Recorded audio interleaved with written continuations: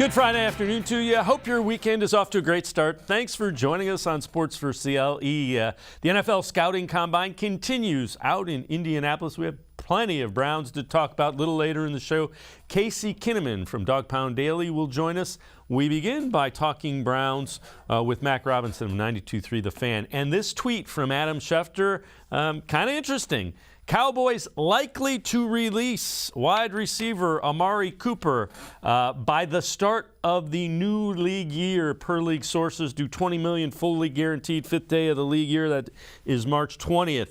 The minute Cooper is released, he's eligible to sign a deal elsewhere. Just 27 years old, has 4 1,000-yard receiving seasons under his belt. Just missed it at 850-some and 8 touchdowns this year.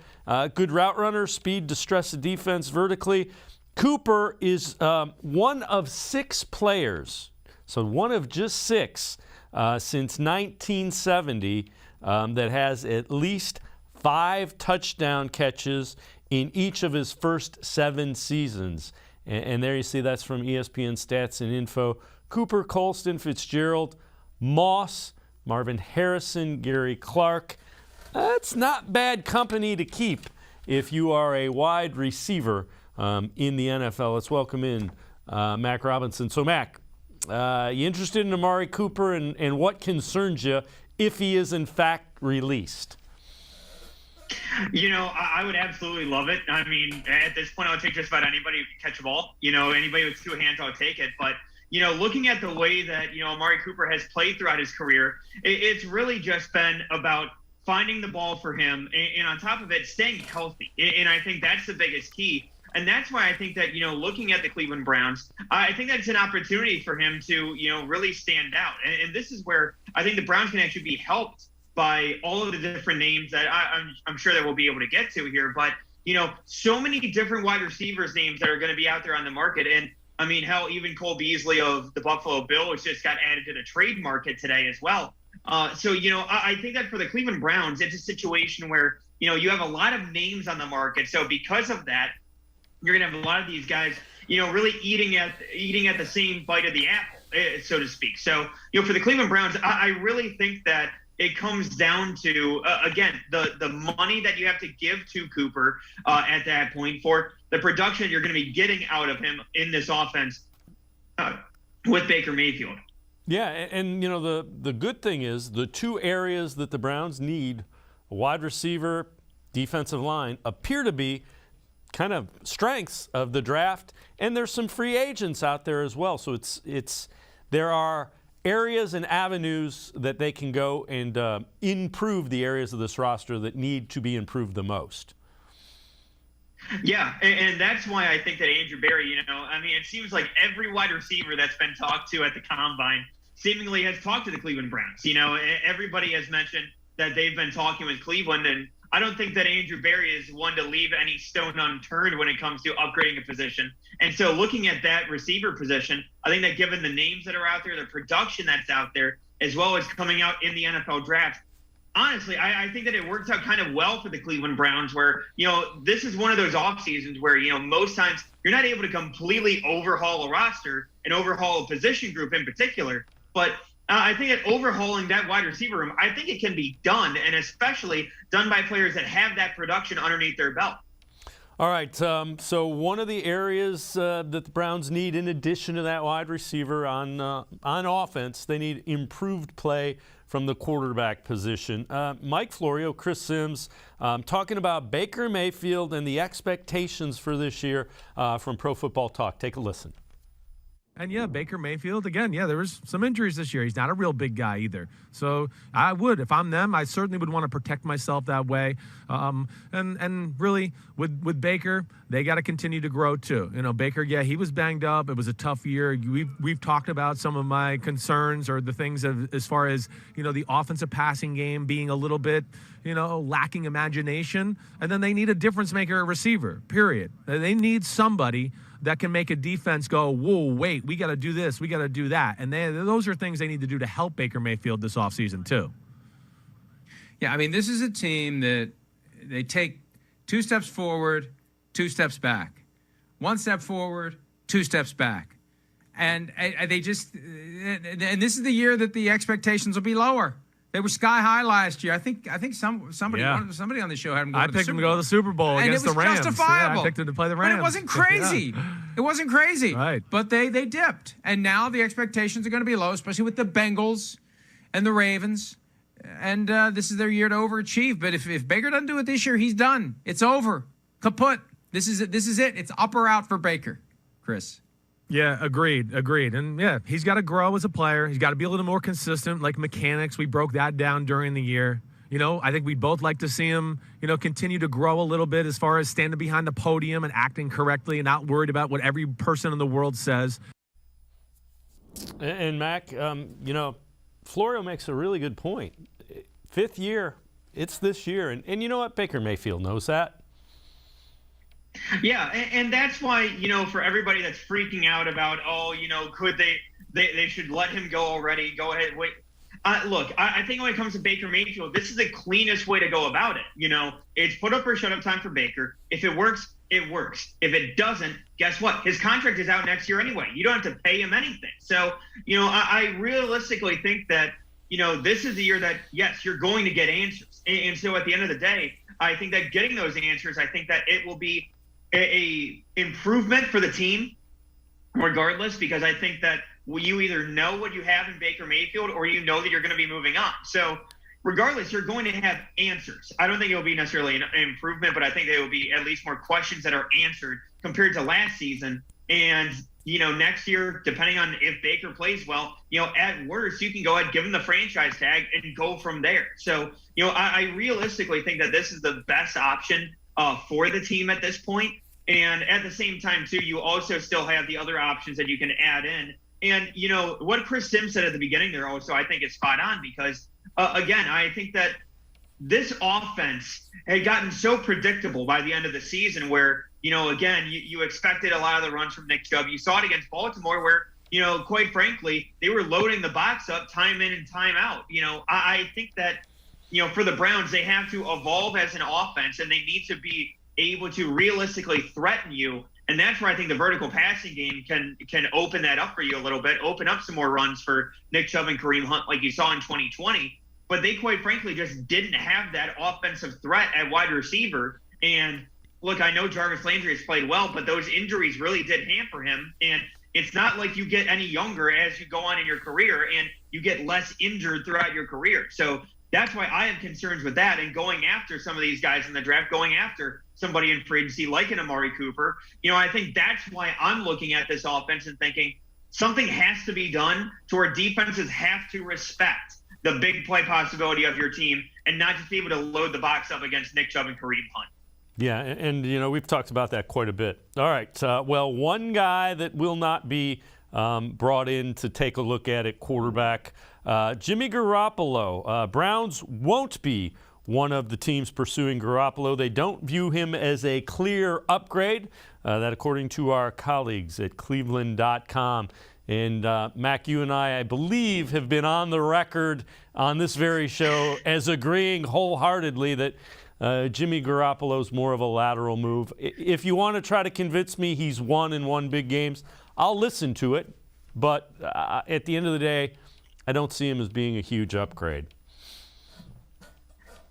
Dave, I liken him to Instagram stunt food that you see that people will post and everything like that. It looks nice and pretty, but at the end of the day, it's really not healthy for you. And it's probably going to end up giving you a heart attack by the time you're done with it. So, I look at Jimmy Garoppolo, and I just don't think that it's a realistic upgrade like your colleagues say. And, again, I look at it, and I just think that, the Jimmy Garoppolo bandwagon, I think that's pretty much gone by the wayside. And, you also have the reports, too, when it came to, the Kirk Cousins side of it, in Minnesota where Mike Zimmer was complaining about limiting the offense for Kirk Cousins. It seems like all of these other options that people keep on trying to throw out there as, all right, let's get rid of Baker so that we can go to this other, lateral move and let's give up multiple picks for it. I just don't see how it's an upgrade. And, I look at a team like Indianapolis where, again, you obviously needed a quarterback situation. Phillip Rivers didn't work in 2020. You bring in Carson Wentz, and again, you're thinking that you might be able to get some kind of upgrade. Jonathan Taylor carried that team. A lot of times Carson Wentz he made some of those plays that sure wowed you, but there were other plays that you were wondering, what the hell is he doing? So, again, I look at a lot of these plays and in a lot of these players and possible upgrades, I just don't think that it's out there. And Jimmy Garoppolo is one of the biggest ones where, again, I just think that it's not a lateral move. To be quite honest, I think it's a slight downgrade from Baker Mayfield. Well, the other thing that came out today, and this is according to Mary Kay Cabot, Browns and Baker Mayfield reps met at the Combine Thursday, reinforced the Browns' plan to start him in 2022 and not replace him with a veteran. So, again, you knew news would come out of the Combine. The Browns clearly cannot find what they believe is an upgrade from Baker Mayfield. So they're going with Baker Mayfield, and that's just fine. That's what they should do. Yeah, and honestly, again, it's the cheapest move possible. You don't have to give anything up. He's already in town. He's already under contract. You might as well just go ahead and go with it for this season. And again, worst comes to worst. If it doesn't work out, guess what? His contract is up. You move on. Your hands are clean. It's a clear split. Like, I think that this is the easiest way to go about this, and I think that this is the easiest way to handle this entire situation. And I think it's the right thing to do here, to be quite honest. And I know Andrew Berry and Kevin Stefanski both have basically reaffirmed that. And I know the report says that as well. So, I just think that now it's time to look at, all right, who can they add in? Who can they bring in to supplement this roster for Baker Mayfield and company? And I think that's the kind of conversation that we need to be having, and not necessarily, all right, which possible quarterback could conceivably hit the market and go from there at that. Mike Robinson from 92.3 The Fan and I are going to step aside, take a quick time out. Other side of the break, we head to the voicemail of Truth and Reason about some quarterbacks, a quarterback-heavy segment. Straight ahead. Stay with us. Life is getting back on track, and so is the job market. Be ready with the training you'll need to get a great job. If you or your family has experienced financial hardship as a result of COVID-19, Tri-C can help with tuition assistance. Whether you want to improve your skills, get certified, or train for a new career, go to tri-c.edu to check out our programs and resources. Register now for online and on-campus classes. Tri-C is where futures begin.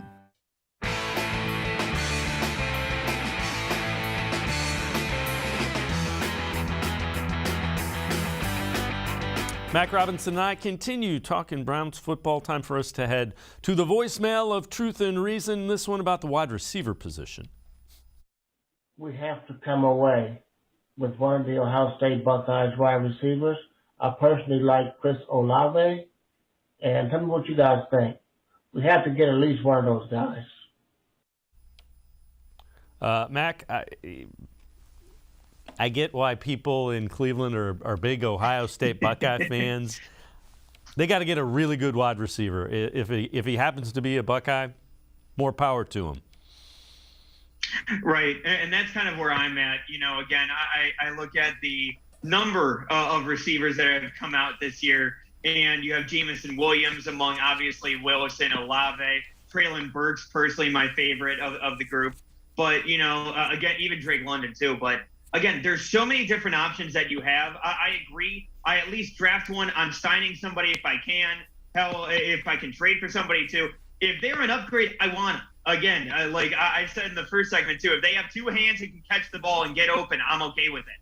I'm all for it. So, again, I think that it comes down to just getting talented players in here. And I think that's where I look at it and just think that, the Olave, I think he could be interesting in round 2. I don't think that he's quite round 1 for me. Wilson, I think, is interesting as well. But it really comes down to, kind of choosing your own adventure when it comes to some of these receivers, because each of them offers you a different skill set. So for me, it's not just about, all right, it's got to be this receiver from this college. And I understand Ohio State, everybody has the ties here in Cleveland. But, at the same time, I look at it and just think, all right, who fits best for Baker Mayfield, who the team is assuring is going to be the starting quarterback in 2022 and beyond? Because it comes down to it, you have to have an offense that's scaring these other teams. And so I look at it as who can be the most versatile threat and who can go ahead and scare these opponents as they come into play on the lake every single season. All right, let's take a look at this. This one is Garrett Wilson going through his combine catching drills. And it's fun to watch the hands on this guy. And you see the way that he is able to catch behind him a little bit. A lot of high-level stuff going on with Garrett Wilson as far as catching the football. And we know he has the speed. We'll get into that in a minute. Kind of put on a show with the hands here, Mac. And keep in mind, this is a guy that went to the same high school as Baker Mayfield. They didn't play together. They know each other. And this is where I'm at with it. Do something that makes Baker Mayfield more comfortable, more confident, and surround him with weapons. That's where I'm at with the Browns offense at this point. Yeah, look, I would take an entire arsenal at this point. Like, I think that you need to completely redo that cabinet top to bottom because, I think that, and this is the key with that Garrett Wilson video, and this is what fans need to be looking for, is that running through that drill, a lot of times it really exposes, how these players might get a little bit lazy with catching the ball. A lot of times they might catch it with their body, go ahead, catch it in, and take the ball in at that point. But Wilson, you can see he was taking it with the hands. So he was able to take all of those catches, all of those passes, even in the route running, as well as just that gauntlet there. Every single one of those catches were with his hands. So that's a key for Wilson. That's a natural pass catcher that uses his hands there. So I love to see that from Wilson. I think that sets him apart there as well. But I think that you're right when it comes to, surrounding Baker with the right people around him. And it comes down to, again, finding those right weapons for this offense, because some of these guys, again, really will have different strength in different areas. Again, I think that London is somebody who's more of that 50-50 ball kind of guy, but I also think that he struggles to separate. So, do I think that he's somebody who's perfect when it comes to a quick timing quarterback like Baker Mayfield, who likes to get some of those quick passes off? I don't necessarily think so. So personally, I think that that's why, like, a Garrett Wilson or a Treylon Burks, I like both of them quite a bit for this team. So, again, I think that Wilson, I would absolutely love to have him here in Cleveland. And so that's why I think that, again, somebody like him standing out in these drills, that's something I'm watching out for. And, seeing the speed and all the other testing, I think is just a cherry on top.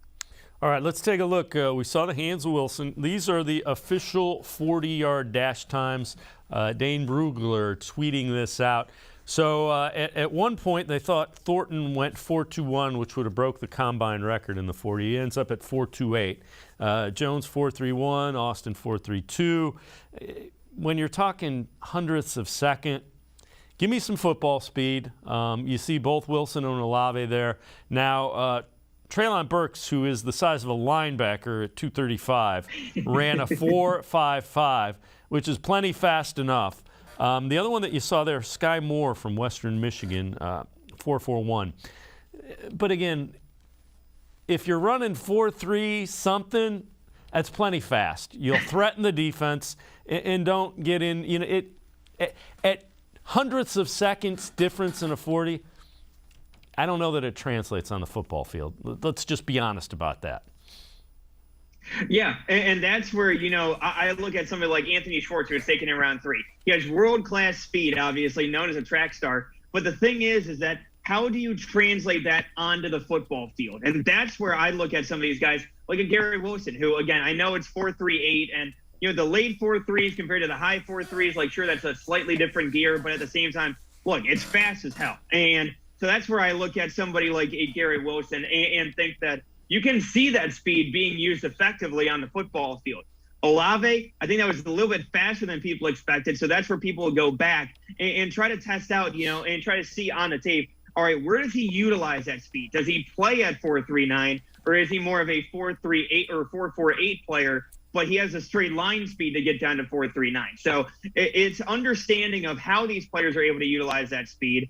And that's where somebody like a Treylon Burks, who, yes, he tested at 4.55, but, again, he's somebody who is a little bit lighter than a Nick Chubb, but still came in slightly, a little bit slower than Nick Chubb at 4.52. And I'm sorry, Nick Chubb looked pretty damn fast running down the field with that 90-yard touchdown run in his rookie season. So, you can tell me the differences there, but again, I think that it's all about how they utilize that speed and their size going forward. That's what I'm more intrigued by more than anything. So, I think that looking at the speeds of a Wilson, of an Olave, somebody like a Bo Melton out of Rutgers, I think is somebody who's interesting too. He was at the Senior Bowl and really was able to showcase some of that route running. I think this shows the depth of the class because, again, there's a ton of players that can play well and that you can utilize not just in round 1, but in round 3 or 4 as well. Yeah, the other thing is keep in mind the guy that had the record for the fastest combine was a wide receiver, John Ross. Hadn't quite put it together in the NFL, so it's no guarantee, and they're not running in their equipment. That's the other thing. You want to get a better test of it? Have them run in a helmet, shoulder pads, and the game day stuff. All right, let's take a look at this. This is from ESPN.com. NFL Combine, biggest risers from day one, and it is a wide receiver. And Dan Lobby, we know, has been thumping the tub for this guy, the Browns beat reporter. Sky Moore, most impressive from start to finish, 4.41 140 time. Proved to have consistent hands, wide catch radius, plucking the ball out of the air consistently. The thing is, Sky Moore has probably elevated himself into the second round and out of where the Browns were hoping to probably pluck him in the third round or somewhere thereabouts. Yeah, and that's kind of how you'll end up seeing a lot of this shake out. It looks like somebody like a Sky Moore who, coming into this year, he hadn't topped 800 yards in his in a season, and all of a sudden this year explodes just under 1,300 yards, 10 touchdowns, 95 receptions. Obviously, great performance there at Western Michigan, but again, at the same time, I think that he's somebody who, like you said, I think I would have liked in that third round, but now with him creeping into late round 2, I think that's just out of the Browns' range because I just don't see them double dipping possibly going in. If they go round 1, then okay, that's one thing. But I think that, if they were to move up from round 3, maybe you get into that. But, I don't see them going with that mid-second round pick to, jump on Sky Moore a little bit early. So, I think that he's somebody who could be interesting, but I just don't think that overall it's the right fit for where he's going to be landing to go to Cleveland at that point. If he's a little later on in the third, I'd absolutely love to have him here in Cleveland. Again, that kind of a speed, that kind of versatility as well, also being able to utilize him as a return man. I'd love to be able to see what he can do in this Stefanski offense. Keep in mind 2 picks in round 3 for the Browns as well. Mac Robinson and I are going to step aside, take a quick timeout. Other side of the break, bold moves that are out of the box for each of the 32 teams. You got to hear what ESPN has in mind for the Browns. That's straight ahead when Sports4CLE continues. Stay with us. The Ohio Lottery Partners in Education program recognizes role model students and teachers from across Ohio. Nominations can now be done completely online. To nominate a deserving teacher or student, go to OhioLottery.com. In the About section, find Partners in Education. There you will find links to the nomination forms. Students, kindergarten through 12th grade, can be academic all-stars. Teachers can be honored as a Teacher of the Month. The Ohio Lottery Partners in Education, where stars shine.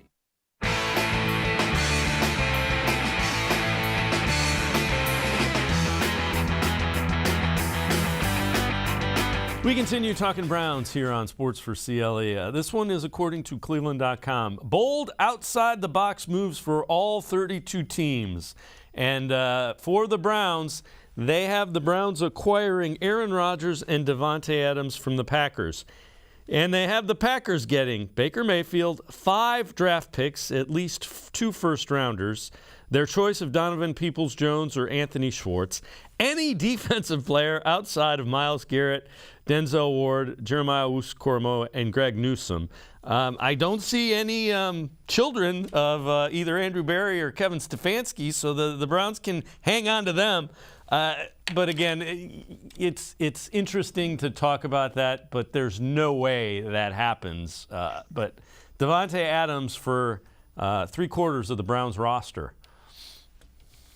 Yeah, you talk about bold. I think that's a little bit of an understatement with how much they added in that offer at that point. Again, Baker Mayfield, that's one thing. Obviously, you're getting quarterback back, sure. Donovan Peoples-Jones or Anthony Schwartz, it seems like, with Cleveland, they barely, were able to utilize them that year or last year. So, Yeah, sure. Green Bay would definitely want them. And then, yeah, like you said, it seems like just shy of a firstborn from Kevin Stefanski or Paulie Podesta at this point and Andrew Berry. I think that's the only thing that's missing out of this offer. I just don't think that it happens. And, on top of it, too, you have to get Devontae Adams over here as well, who's going to be who's a pending free agent. So, at this point, I just wonder, what don't they have to give up at this point? Possible, do the Browns get ownership, I guess, of the Green Bay Packers now, too? Obviously publicly owned. So, do they get some shares in there, or do you get Green Bay citizens getting a chance to own part of the Cleveland Browns, too? I have no idea. I don't know how that would work at that point, but yeah, it just seems like everything under the sun for Aaron Rodgers and Devontae Adams. And at that point, it still doesn't solve half the defensive issues that you have, too. Yeah, and again, so it's just interesting to take a look at it. There's no way that one happens. All right, take a look at this. Mack Wilson, former Browns linebacker. He has scrubbed the Browns off his social media. And here is his tweet. Stuck to the script through thick and thin. Time to get on my bully. So I'm not completely fluent in the offerings of social media, but I'm guessing he's saying he's likely to become a free agent. And if we are correct in that assumption, the Browns could save up to $2 million in cap space. Look, Mack Wilson was just fine. He's a fifth-round pick. Kind of was what he was. Yeah. I mean, look, at the end of the day, what your fifth-round pick is supposed to be is depth, and that's what Mack Wilson has been. I know that he made some plays in 2019 in the preseason, but, overall, I realistically look at Mack Wilson and think that, yeah, he's been fine. He's not somebody who's going to get consistent playing time. And look, again, I know that somehow this will end up getting back to him too. So, I mean, it is what it is. But, I think that when it comes down to Mack Wilson, I think that, if he can go ahead and, get a starting gig elsewhere, then go ahead, fine. At that point, good for you. I hope you have a good rest of your career. I just don't think it's a good fit here in Cleveland. And I think that for somebody who, again, is a backup behind Jeremiah Owusu-Koramoah, who's more talented than Mack Wilson, and Jacob Phillips, who, again, is more talented than Mack Wilson, and the possibility of, Anthony Walker returning, again, more talented than Mack Wilson, and Sione Takitaki, more talented than Mack Wilson. I just don't see how you're spending $2 million at that point to go ahead and have somebody who's your fifth linebacker. I'd rather re-dip into the fifth round, bring somebody else in, or hell, you just took Tony Fields last year. You might as well just utilize him in that type of role.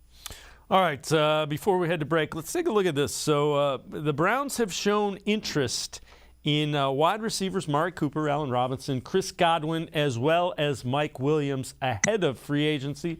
That according to Zach Jackson from The Athletic. All right, I am going to give you the ability to spend some of Jimmy Haslam's money. Which of those four do you like?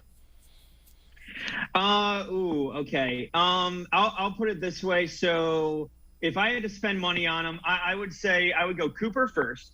I would go Allen Robinson second. I think that I like Robinson just as much as Cooper, but I think the age with him being a little bit older, I'd prefer to go with Cooper, and he has that consistent production.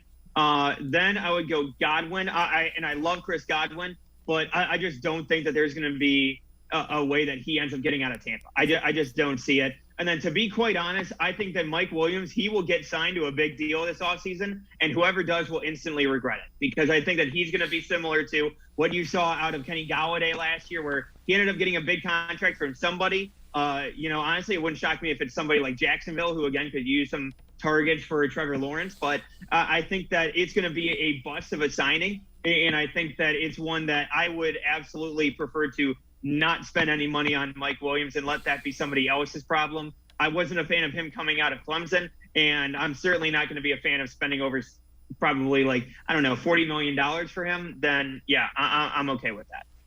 Yeah, and Godwin could end up getting franchised by Tampa Bay. They've got a decision to make. There's two guys that could end up getting franchised. My pick, if he hits the market, would be Godwin. I know he's coming off the ACL. I think he would. I think he's kind of the guy that could really flourish with the Browns. All right, Mac Robinson and I are going to step aside, take a quick time out. Other side of the break, back to the voicemail of Truth and Reason. This one about the tight end play, and we will also take a look at some of the defensive end and tackle prospects. Sports4CLE, be right back. Stay with us. When it comes to selling you a mattress, most retailers are handing you a long line of extra steps that drive up costs and create confusion. At the Original Mattress Factory, we simplify the mattress shopping experience by building mattresses and box springs in our own local factories and selling them direct to you. It's short, sweet, and simply makes sense. So experience more than just the mattress store. Experience an original, the Original Mattress Factory.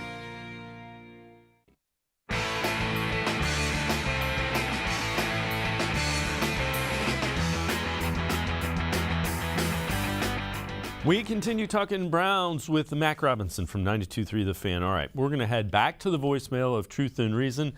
This one about the tight end position for the Browns. Hi, I was calling to talk a little bit about David Njoku and what your guys' opinion on possibly paying him, keeping him, signing him to an extension, letting go of another tight end to possibly open up some cap space.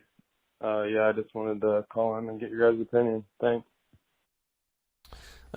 Thanks as always for all of the voicemails. Mac, I'm all in with that, and it probably is going to cost the Browns $10-11 million is what the guess was, and there have been reports that from cleveland.com that they're getting ready to do that. I saw something else. He has like almost 3.5 yards of separation, which is significantly above the average. They got to find a way to feature him a little bit more. Sign him with a big contract, feature him. Dave, it's 4:30 on a Friday, and it's a great time to re-sign David Njoku. I think that when it comes down to it, David Njoku has been the best tight end since Kevin Stefanski has come into town. And I know that they signed Austin Hooper to that big deal, but again, I think that David Njoku, far and away, he's been great. He's made improvements and taken strides as a blocker. And I think that, like you said, he's somebody who needs to be featured. And, a lot of people don't necessarily realize, but when it comes to tight ends, they take among the longest to adapt their game to the NFL and get used to the NFL game because it's not just a physical mismatch like it is in college. David Njoku was the youngest player coming out in that 2017 draft with Myles Garrett and company. So, Njoku, he's come a long way overall. But on top of that, he's somebody who's a physical mismatch. He was a high jumper in high school and college. And he's somebody who I think, again, like you mentioned, can really be that mismatch and has that massive separation as a route runner, as well as it can be a great blocker. So, I think that he's somebody who you can really kind of build your tight end room around. And at that point, I think that Austin Hooper, I'm making him a post-June 1 cut, going ahead and saving about, I think the number is about $7 million, if I remember correctly. But, being able to save that money this year, you might be paying a little bit more in 2023. But, again, I think that he's somebody who you extend Njoku, you pay him, you go ahead, draft somebody, and then, hell, even if you wanted to bring in somebody like a Mo Alley Cox from Indianapolis as that big threat that Baker Mayfield loves to utilize. Famously utilizing Darren Fells back in 2018. I think that he's somebody that you can also add in and replace maybe a Steven Carlson. So I think that David Njoku, he's somebody I would love to have around, and I would absolutely build my tight end room around him. All right, we're going to shift our attention here to the defensive side of the ball and some of the prospects out at the Combine. Take a listen to Perion Winfrey on what a team is getting if they decide to draft him. He's from Oklahoma, defensive lineman. In the most humblest way possible, I feel like I'm one of the best defensive linemen in this draft. And I say that because I know that I could dominate any man in front of me, and I know that I'm one of the smartest defensive linemen in this draft. Along with that, I know that I could play a multitude of positions and do a multitude of things for a team that allows me to do that for them. If you had to pick one position, one technique that's your best to pass rush from, what is it? Right, I'd probably say 3 technique. Right. It's an amazing week, and I feel like I'm just that guy regardless of who I'm around, and I love coaches like that who are going to get in your ass. Like, he just put you on your ass, put him on his ass. I don't like coaches who are just soft and just going to beat around the bush. I like people to keep it real with me. He was one of those coaches that kept it real with me and let me know the things that I could do at the Senior Bowl and let me know that I could dominate if I really wanted to. And once he let me know that, it was off and running. Mac, I can just see defensive coordinators that hear that going, can we get that guy on our defensive line, please? You can already hear the collective salivating from all of the defensive coordinators hearing that. I think that that's something that you love to hear from these guys, especially, and you really want that competitive fire. And so I really look at somebody like a Tyron Winfrey, who, I think can really make an impact on some team. I know that, he was coming out of JUCO, and he was a little bit raw coming into this season. So I think that whatever team he goes to, it's got to be prepared to be able to take him along. And, he's somebody who, again, I would love to have that attitude on my defense, and especially for a team that really needs it like the Cleveland Browns, especially, the only two defensive tackles that you have on your in your defensive tackle room at this point, Jordan Elliott and Tommy Togiai at this point. So, you need to bring in some people, but again, it comes down to the value of it all. So for me, it comes down to, where's he going to end up getting drafted? I know that I've seen some that have listed him as a possible first rounder. I've seen some that have listed him as a third rounder. And this defensive tackle class is a little bit weaker compared to previous seasons. So, I want to see where he ends up. But, again, that mentality, I would love to see him in Cleveland with that kind of a mentality with this team. All right, let's kind of put it in context. So here is Mel Kiper's defensive tackle rankings. We've heard a little bit about Devontae Wyatt. Could end up being a first-round pick from Georgia. Jordan Davis, kind of those tackles from Georgia that kind of led that defense that was so good. Logan Hall from Houston. Then they list Winfrey as the fourth defensive tackle, and then Leal from Texas A&M is listed as the fifth. When you look at that, the Georgia guys probably go in the first, second round.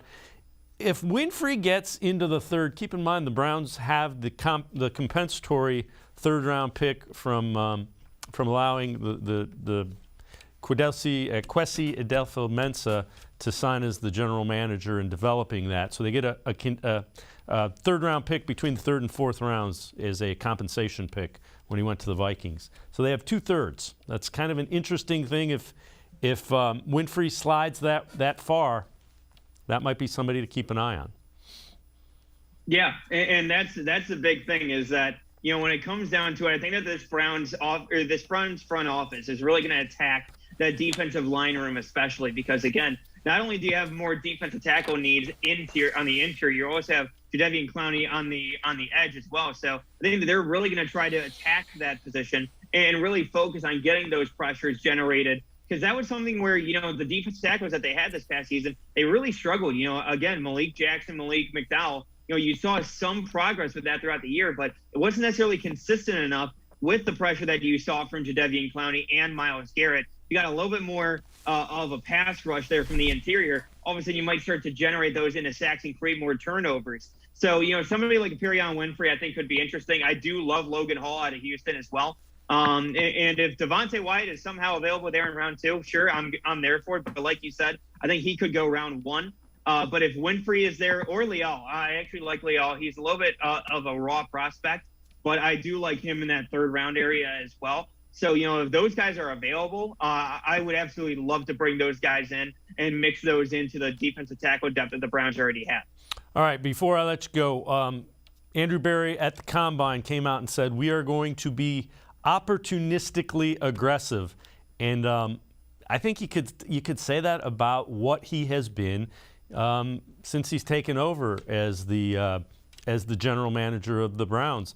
That's his MO. I think you could say that is his style, if you will.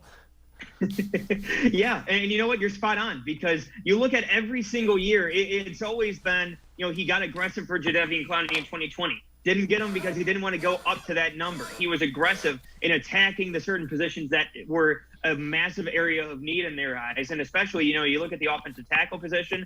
Again, it comes down to the areas of need, and he will be aggressive if need be, but he won't be overly aggressive. It's opportunistic and taking advantage of those situations. That's why I look at, again, we talked about the amount of receivers that are out there this year.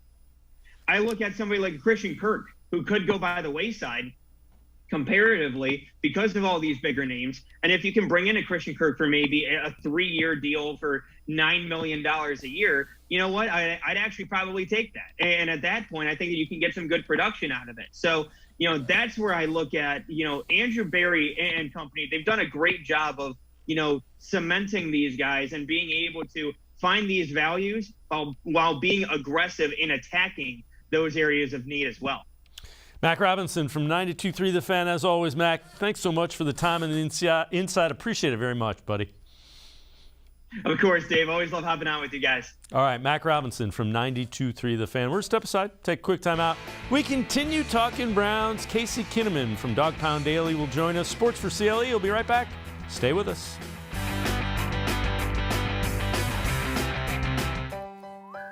Life is getting back on track, and you can too. If you or your family have experienced financial hardship as a result of COVID-19, Tri-C can help with tuition assistance. Safely get the in-demand degree or training you need with online and on-campus classes. Go to tri-c.edu to check out our programs and resources. So, what are you waiting for? Register now for spring classes. Tri-C is where futures begin. The Ohio Lottery Partners in Education program recognizes role model students and teachers from across Ohio. Nominations can now be done completely online. To nominate a deserving teacher or student, go to ohiolottery.com. In the About section, find Partners in Education. There you will find links to the nomination forms. Students kindergarten through 12th grade can be academic all-stars. Teachers can be honored as a Teacher of the Month. The Ohio Lottery Partners in Education, where stars shine. I am powerful beyond my wildest imagination. I will define my future. I will keep challenging myself to improve. Because I am a future leader of this great nation. I will be responsible for raising a beautiful family. And educating not only my generation, but many more to come. I will make a difference in my community. And I will stand up for what I believe in. I will not settle for simply chasing my dreams. I will achieve them. Because I was given a chance. An opportunity. A home. At Family, Career, and Community Leaders of America. The ultimate leadership experience. FCCLA has been one of the greatest experiences of my life. It's made me who I am today. Join us. We'll build a new future together.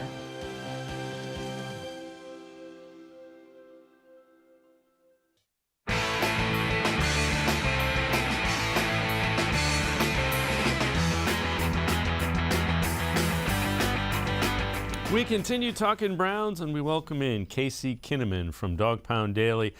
Casey, wide receivers grabbed your attention. 5 guys that you think their combine effort probably put them on the Browns' radar. Yeah, I kind of looked at it as I didn't want to use the usual suspects that everyone's been talking about with Garrett and Olave and Burks and London. Kind of looking at it like who could be available in rounds 2 if the Browns don't go wide receiver in round 1, someone like George Pickens, who only 10 months removed from a torn ACL, put up a 4.440. He's 6'3", 200 and some pounds. I mean, he embodies what you're looking for. You know, he has the heart, the dedication. He could have melded in after the torn ACL and just shut it down, but he stayed with his team and was able to, win a national championship. Like that, that's very admirable. Then you go on further, like the darling of the Senior Bowl, Christian. Everything that you heard about him was true when you go to look at him. I mean, 6'4", 208, ran a 4.36, jumps out of the gym, 38-inch vert. That guy right there, like, he's going to make some team very happy. Now, he's very raw, but even just watch him block in the running game, you can get excited about someone like Christian Watson. And then you go on a little further down the line, like Tyquan Thompson. He put the whole league on notice, running a 4.28. Now he's 6'2", 181, a little slight of frame, but he had good production at Baylor. Although the Big 12 is not renowned for defense, but you're looking at someone with, 60 grabs and 948 yards and 10 touchdowns this last year. Someone that could be very intriguing if he's there, say at the beginning of the 4th round. But where it gets really interesting to me is you look at Alec Pierce from Cincinnati. He looks the part, 6'3", high points the ball, jumps out of the gym, 40 and a half inch vert, ran a 4.33, someone who would be an instant red zone threat and can contribute on special teams right away. So if they're going to double dip, getting someone like Alec Pierce on the beginning of day 3 would be a huge get. And then I looked at Isaiah Weston, little known, he went to Northern Iowa, 6'4", 214, ran a 4.42, also jumps out of the gym, 40-inch vert, 135-inch broad jump. I mean, if you're looking at just physical traits, and if you could get a guy like that at the end of round 6 or the beginning of round 7, he's definitely worth taking a flyer on. All right, so I am going to give you the ability to remake the Browns wide receiver room. Now, within reason, don't tell me you're going to go out and get Devontae Adams, because that ain't going to happen. Who you adding? If you could add, say, 3 guys strategically, who would they be? How would you place them? Well, my first pick of the free agents would be DJ Chark. Now, his market might be too robust and force the Browns into that next tier down. So I would go after a Cedric Wilson or a Christian Kirk if you could get them. You also might be able to trade for a Calvin Ridley. That might be on the table. But I think they have to double dip in this draft.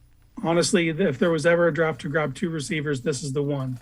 Even if they don't go with the first round, you can get a really good receiver in the second and pair him with one of those late day 2, early day 3 guys. I would go with, if I had my choice, I would go with Treylon Burks and then supplement that with Alec Pierce. And again, you're in looking at what you're doing. Pierce is the guy that kind of has the big jump, a red zone target. You're getting Burks, who is just get him the ball. That's Deebo Samuel in a linebacker's body, is what they describe him as. And you're adding other elements, so it's not one prototypical type. You're trying to cover the Browns. Do we need somebody that goes over the middle? Do we need a guy that we can do bubble screens? Do we have guys that run after the catch? Is that kind of the thought process? Absolutely. You got a whole bunch of different elite physical traits, and you're combining that into the room to make one whole. And I think that's the way you got to do it. You got to build through the draft, and I think this is the year to do it. All right, so along those lines, CBS Sports, a mock draft that dropped within the last day or so, Josh Edwards has the Browns actually trading back, acquiring another pick with the Eagles, and taking Treylon Burks at 15. So they trade back a couple spots, pick up another asset, get Treylon Burks. I like the idea. If you want Burks, and you're probably pretty reasonably sure that it's going to be there if you trade back, I got no issue with that at all. Oh, same here. That'd be a home run for Barry if he's able to attain more assets and still get a playmaker like Burks. Home run. And Burks, I mean, he didn't test the way that many of us thought he would test, and he didn't match what you would see on the field, when you were looking at the gameplay. But these teams all have GPS data on all these players. So just because he ran a 4.5, that might not equate to how fast he really is on the field. And these teams know that. So if they're able to trade back 2 spots and get Treylon Burks, I think that would be a grand slam for this front office. What I didn't like about that mock draft was one pick after we had traded back, the Ravens get Trayvon Walker. That would be a bummer for me. All right. The other thing that I got to ask you, and I had hoped that Olave might slide somewhere into the second round. I don't think that's going to happen. I think he probably cemented himself in the 20s, maybe even in the teens with what he did at the Combine. Do you kind of agree with that? Absolutely. He's a very smooth route runner. Then you add the speed to that. Like, he's going to be someone highly sought after, because I feel like he's like a plug and play. If he goes to a situation, especially if he gets drafted in the teens, early 20s to a competitive team, he's going to step in day one and be a contributor. Casey Kinnamon from Dog Pound Daily and I are going to step aside, take a quick time out. We've remade the wide receiver room with Casey. Other side of the break, let's go to work and remake the defensive line. Sports4CLE will be right back. Stay with us. Life is getting back on track, and so is the job market. Be ready with the training you'll need to get a great job. If you or your family has experienced financial hardship as a result of COVID-19, Tri-C can help with tuition assistance. Whether you want to improve your skills, get certified, or train for a new career, go to tri-c.edu to check out our programs and resources. Register now for online and on-campus classes. Tri-C is where futures begin. When it comes to selling you a mattress, most retailers are handing you a line. A long line of extra steps that drive up costs and create confusion. At the Original Mattress Factory, we simplify the mattress shopping experience by building mattresses and box springs in our own local factories and selling them direct to you. It's short, sweet, and simply makes sense. So experience more than just a mattress store. Experience an original, the Original Mattress Factory. The Ohio Lottery Partners in Education program recognizes role model students and teachers from across Ohio. Nominations can now be done completely online. To nominate a deserving teacher or student, go to ohiolottery.com. In the About section, find Partners in Education. There you will find links to the nomination forms. Students, kindergarten through 12th grade, can be academic all-stars. Teachers can be honored as a Teacher of the Month. The Ohio Lottery Partners in Education, where stars shine.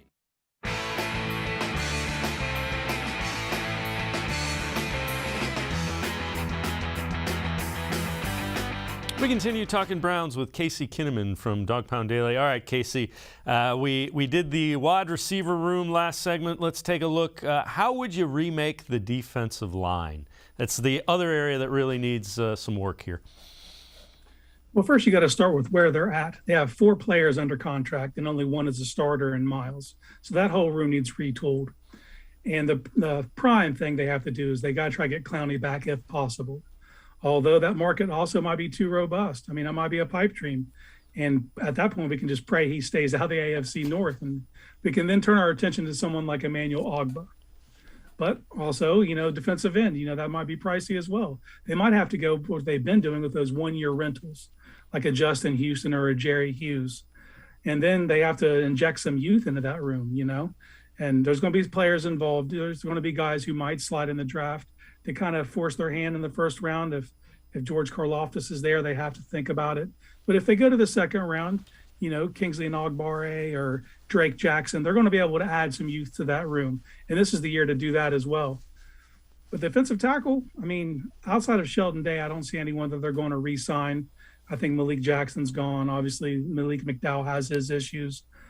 But they have to try to find someone else who's going to be there for a while, like a DJ Jones from San Francisco or BJ Hill from Cincinnati.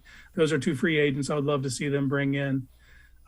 Then they might go the one-year rental with someone like Calais Campbell or Akeem Hicks, and they're older, but they do play grown man ball up the middle, and that's something the Browns desperately need. But once again, they need more youth. So in the draft, you could maybe get a Travis Jones. You could even kick the tires and on day 3 and get like a John Ridgeway or a Gasket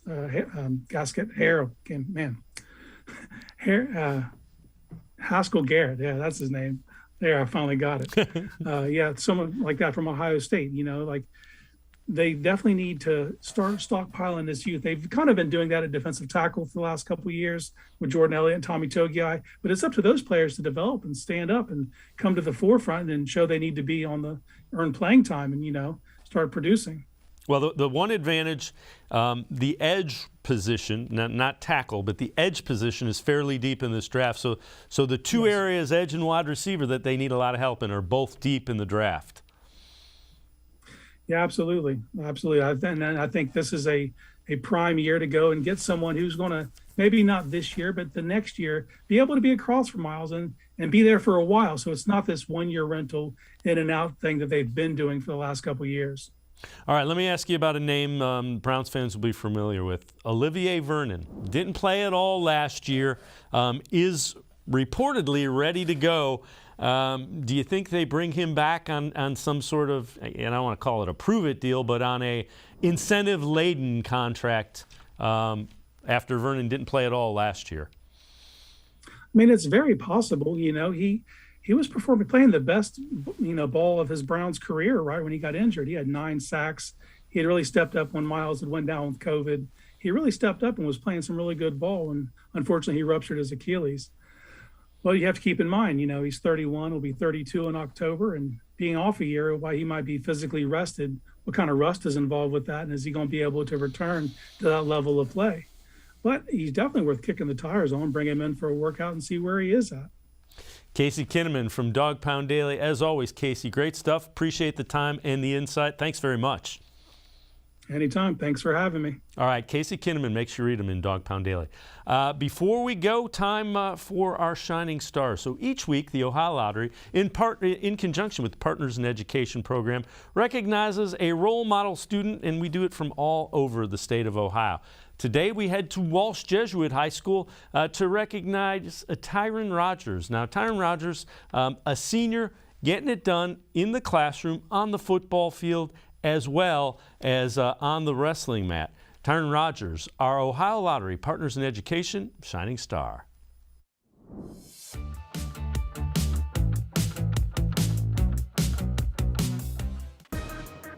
Tyron Rogers is a two-sport star for Walsh Jesuit. He excels both in football and wrestling.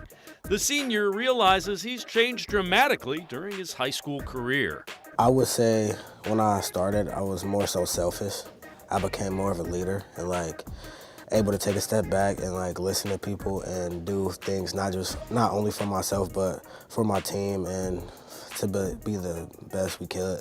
Rogers is a four-year player on the football team and was part of a senior class that went from not winning a game as freshmen to making a deep playoff run as seniors. We went to the regional finals. We had a tough loss there, but we really turned the program around from where we were at a few years ago. I know that they'll give a lot of credit to the new staff and things like that, but these kids were driven, and they were a great class that did great things. Guys like Tyron are how coaches like Coach Alexander turn a program around. Rogers is 5'8", 5'9", but put together. He played a spotlight position for the Warriors when he was younger, but switched to defensive line, a thankless position for one reason. To help the team, we needed the defensive lineman, so I stepped in and helped right there. Ty's a pretty selfless kid, and I think buying into the team aspect was important. As a sophomore, Tyron played linebacker, and we asked him as a junior to put his hand in the ground and play defensive line. It's not really as glorified as the position as a linebacker is, and he did that with no problem. Then as a senior, we asked him to play offensive line and defensive line, and again, he did that with no problem. So he really bought into the weight room aspect. The team-first approach was noticed not only by the coaches, but his teammates as well. Ty earned the title of captain for the Warriors football team this year. He wasn't one of the initial first four captains. He was number 5 on the list, right? And then all of a sudden, we picked a captain each week. And Ty was at 3 different times, and eventually to the point where my defensive coordinator came up to me and said, this kid is who we want. He embodies everything that we're asking. He brings it every day in practice. He's the kid that we want out there, walking up there for the coin toss. So we had a formal presentation and kind of let him know that he was officially one of the 5 captains, and the team went nuts and respected it. It was a cool moment. His competitiveness carries over into the classroom as well.